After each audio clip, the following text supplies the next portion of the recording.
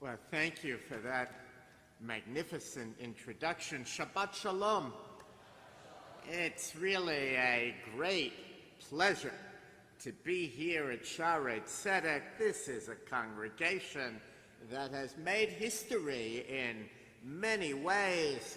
It's actually one of few conservative congregations that can boast that it is more than 150 years young. And what a galaxy of famous rabbis have served this congregation. It's really wonderful to stand among history makers, and how wise of you to make as your president a Brandeis alumnus.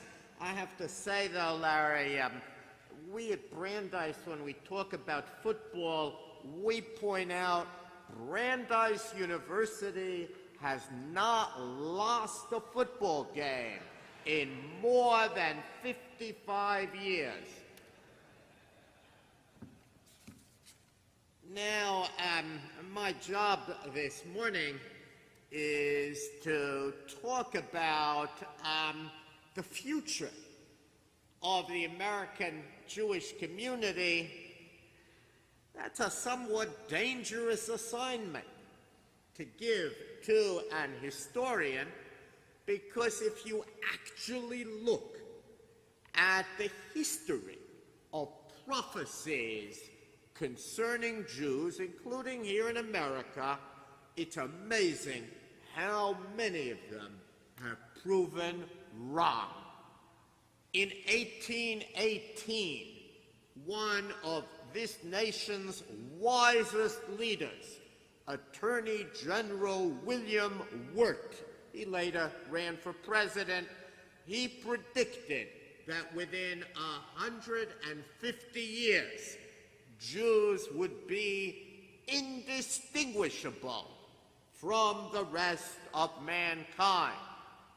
How many people here have ever heard of William Wirt? So it's he who is indistinguishable. Long forgotten, the Jewish people lives on. More recently, some here will remember Look magazine, in a famous cover story in 1964, wrote of the vanishing American Jew. But in the meanwhile, Look itself has vanished, not just once, but twice. And again, the Jewish people lives on. In short, as that late lamented philosopher Yogi Berra is supposed to have said, prophecy is very difficult, especially about the future. That's well worth bearing in mind as we proceed. What I want to do this morning is to point to several transformations affecting American Jewry in the 21st century, and then some areas still of uncertainty as we look ahead in this new millennium. These are some of the challenges that we face. The first transformation that is impacting upon Jewish life today parallels what Professor Robert Putnam documents for American religion as a whole. Religious vitality, he has shown, is ebbing, especially among young people. Throughout the United States, synagogue membership is in decline. In the non-Orthodox movements, that decline is about 20%. Meanwhile, the number of Jews who describe themselves as not religious, just Jewish, or secular, is rising. As many as 25% of American Jews describe themselves in those terms, and the younger they are, the more likely they are to so describe themselves. The famous Pew survey shows that 32% of those born after 1980 proclaim themselves to be, quote, Jews of no religion. So it is that the great religious revival that began in the 1970s and in the Jewish case saw significant numbers of Jews become so-called Ba'alei Teshuvah, returning Jews, we might say born-again Jews. That revival has burned itself out. Today, increasing number of Jews prefer to describe themselves in cultural rather than in religious terms. Now, there are many reasons for the shift in the religious pendulum. The economic downturn played a role. The rise of the internet played a role. Once upon a time, young people came to the synagogue not just to hear the rabbi's brilliant sermons, but also to meet their friends. Now, they don't need to come to the synagogue to meet their friends. They can stay home and talk to their friends through Facebook. I think the decline in religion is in part a response to worldwide religious fanaticism and war. There is also the influence of great secular trends in Europe and in Israel, and perhaps there is even a gravitational turn, a sense of what goes up comes down. Every revival is followed by a period of backsliding. Now, as a historian, I can report we have faced religious recessions before. In the 1870s, in the 1920s and 1930s, and every time wise thinkers declared that Judaism, or religion generally, was finished. But each time, history actually proved them wrong.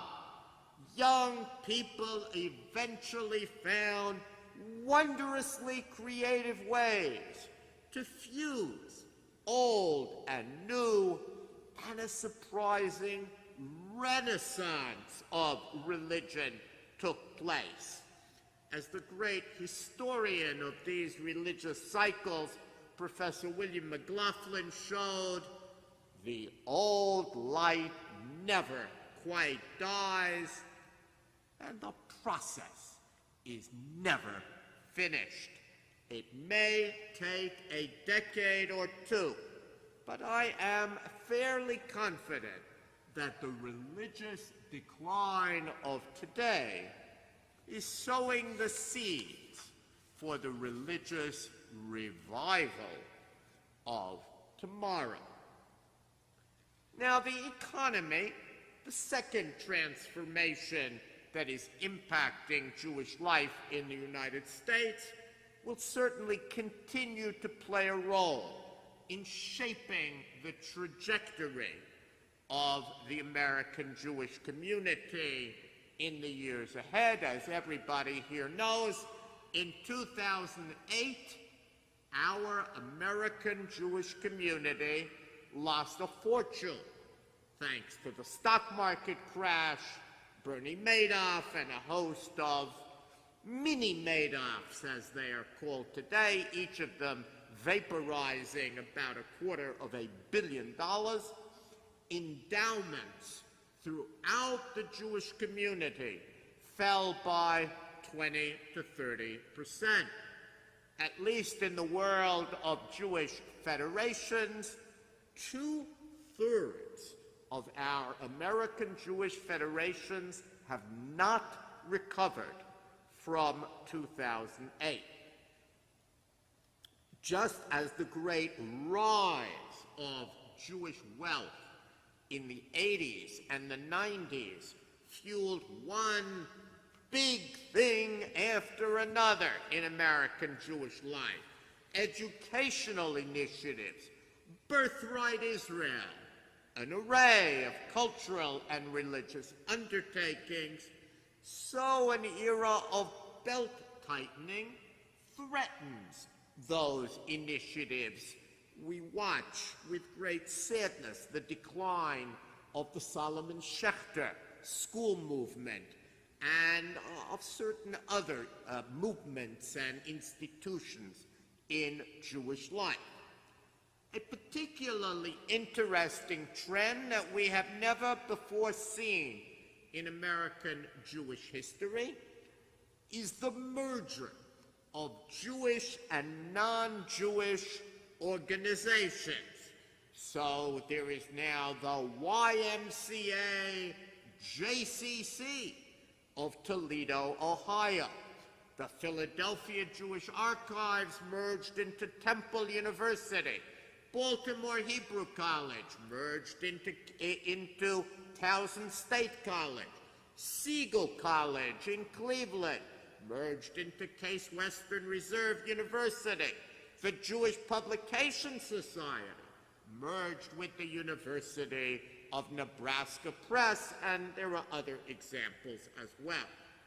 The trend began before the Great Recession with the transformation of healthcare, leading to a series of hospital mergers in the United States, and we began to see such famous intermarried hospitals as Beth Israel Deaconess Hospital in Boston and Barnes Jewish Christian Hospital in St. Louis. And in recent years, that trend has accelerated. There are also now synagogues and churches that share space. The challenge as we move forward is determining, where do we draw the line? Where ought Jewish organizations to happily partner or merge with their non-Jewish counterparts, and when do the interests of Jewish identity preservation require us to step back from doing so?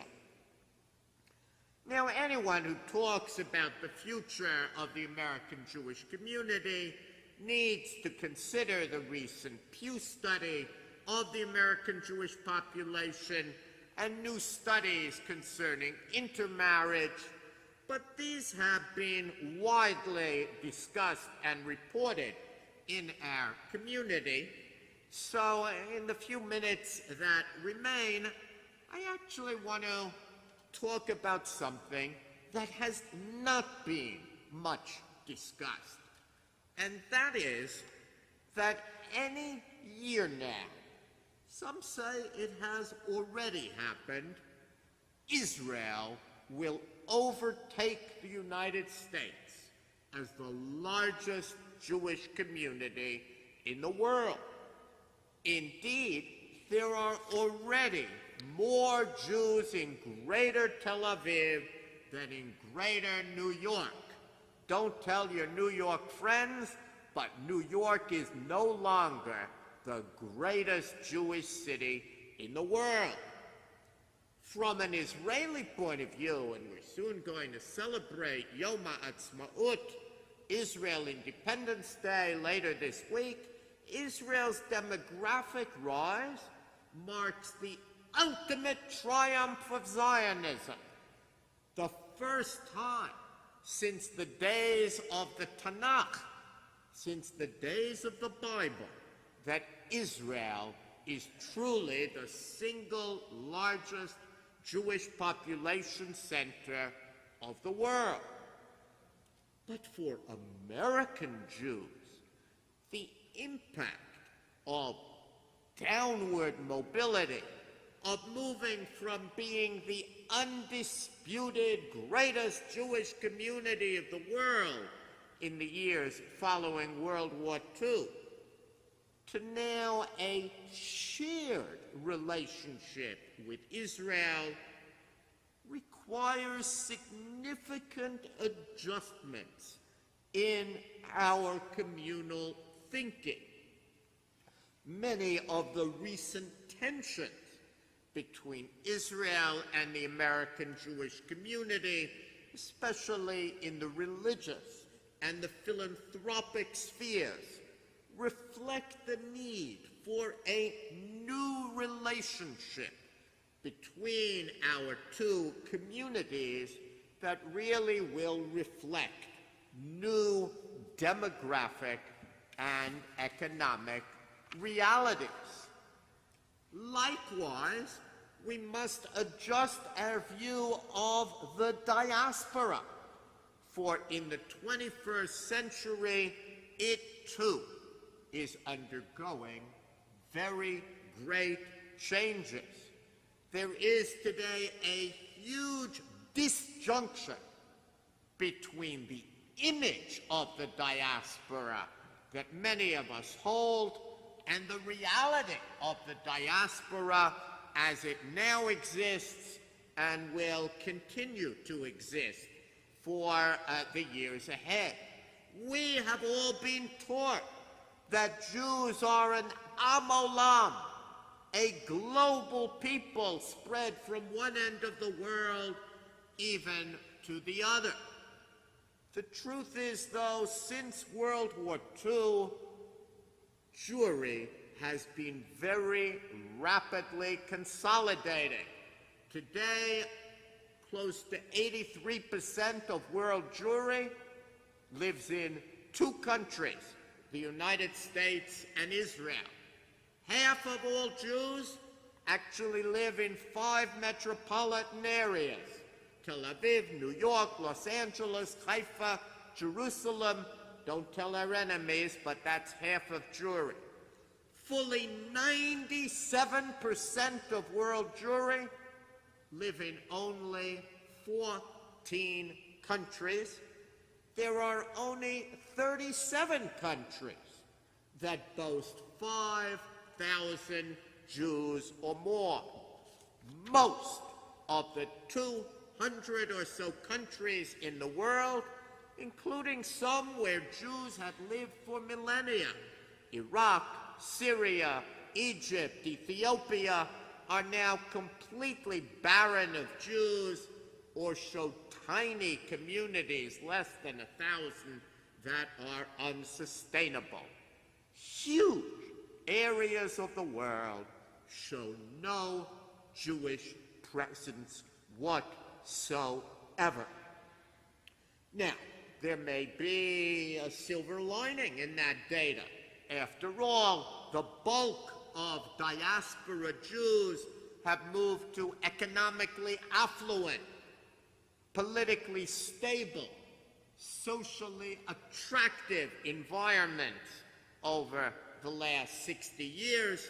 They've abandoned underdeveloped countries like Yemen and unstable, dangerous countries like Afghanistan, and they now live in the world's most economically advanced countries: America, Israel, Canada.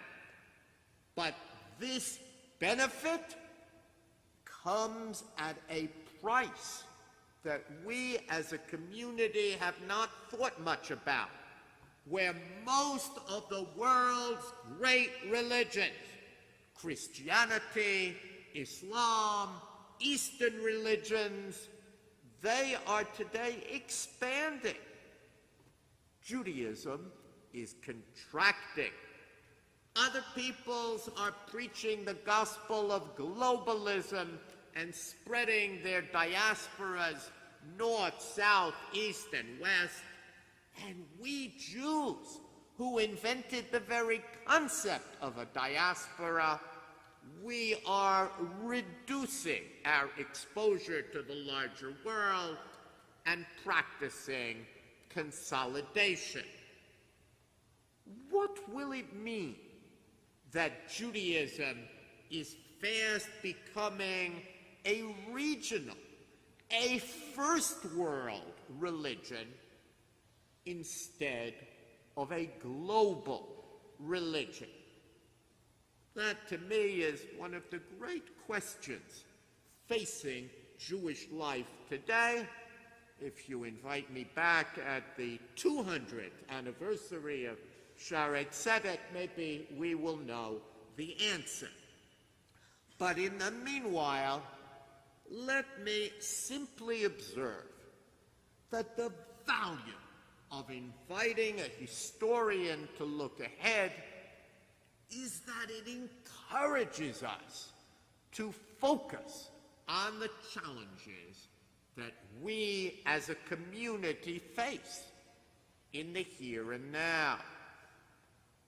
As for the future, it will actually depend upon those, including, I hope, many of you here this morning, who have the vision and the fortitude to shape the future. I hope that we shape it well. Shabbat Shalom.